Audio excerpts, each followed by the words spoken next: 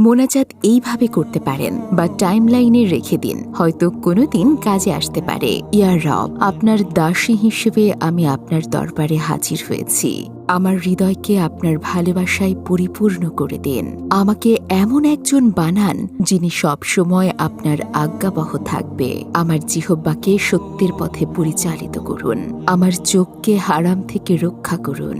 আমার হাতকে অন্যায় থেকে বিরত রাখুন।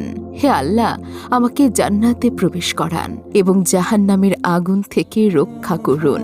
হে করুণাময়, আমি আপনার কাছে দোয়া করি, আমার হৃদয়কে এমন করে দিন যেন তা কখনোই আপনার বিধানের বিরুদ্ধে না যায়। আমাকে এমন একটি জীবন দিন যাতে আমি সব সময় আপনার স্মরণে থাকি।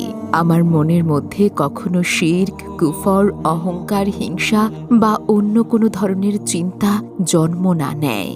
হে জ্ঞানদাতা, আমাকে এমন জ্ঞান দান করুন যা আমাকে আপনার কাছে আরও নিকটবর্তী করবে। আমাকে এমন আমল করার তৌফিক দিন যা আমাকে আপনার রহমতে ভূষিত করবে। আমাকে এমন সাহস দিন যাতে আমি সব সময় সত্যের পক্ষে দাঁড়াতে পারি। হে সর্বশক্তিমান, আপনার ক্ষমা ও মার্জনা প্রার্থনা করি। আমার সকল পাপ মোচন করে দিন।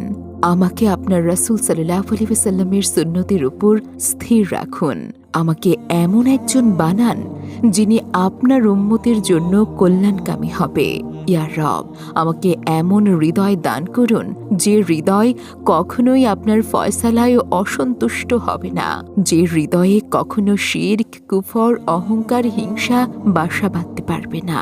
আমাকে এমন জীবন দান করুন যা দিয়ে কখনো মিথ্যা, হারাম কথা, গীবত, চগলখোর করা হবে না। এমন চোখ কান দান করুন যা কখনোই হারাম কিছু দেখবে না, শুনবে না। এমন হাত দান করুন যা দিয়ে কখনো অন্যের হক মারব না, কখনোই হারাম কোনো কাজ করব না।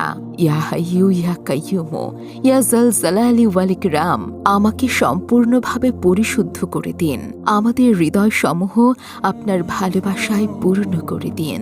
এই জীবন যেন কোরআন এবং আপনার জিকিরে ব্যস্ত থাকে। ইয়া হাইয়ু ইয়া কাইয়ুম ইয়া জাল জালালি ওয়াল ইকরাম, আমাকে সম্পূর্ণভাবে পরিশুদ্ধ করে দিন। আমাদের হৃদয় সমূহ আপনার ভালোবাসায় পূর্ণ করে দিন। এই জীবন যেন কোরআন এবং আপনার জিকিরে ব্যস্ত থাকে। আমিন।